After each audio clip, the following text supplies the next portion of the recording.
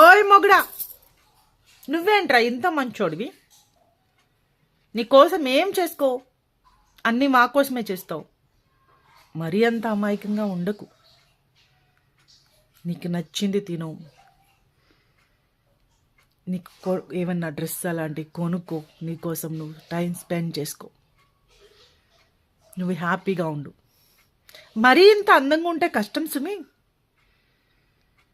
మరి గొడవలు అవ్వవా? పెళ్ళం గొడవాడుతుంది అంటే నీ అందమే నాకు ప్రాబ్లం అయిపోయింది. వీళ్ళు వచ్చి మీ ఆయన చాలా బాగుంటాడు, చాలా మంచోడు అని చెప్తున్నారు. ఇది నేను ఆనందపడాలి? జలసి వచ్చేస్తుంది. వాళ్ళు సగం పడిపోయారు అనిపిస్తుంది నీకు. నిన్ను లైన్లో పెట్టేస్తారో అని భయం, అందుకే కంట్రోల్లో పెట్టాలనుకుంటాం.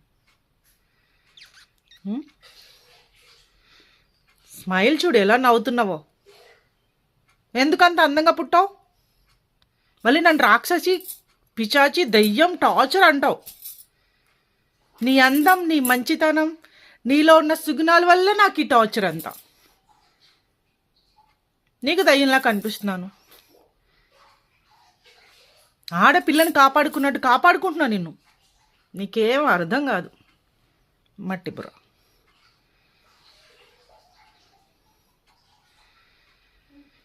నన్ను ఒక్క మహారాణిలా చూసుకుంటావు తెలుసా నువ్వు? నేను అలా ఫీల్ అవుతాను, నేను ఏదో పెద్ద ప్రిన్సెస్ అన్నట్టు. Thank you so much. నువ్వు చూపించిన ప్రేమకి, నువ్వు చేసే కేర్కి నేను ఎప్పుడు నీకు రుణపడి ఉంటాను. నువ్వంటే నాకు చాలా చాలా చాలా ఇష్టం. ఆ దేవుడిచ్చిన బెస్ట్ బెస్ట్ బెస్ట్ అంటే అది నువ్వే. Thank you so much for your love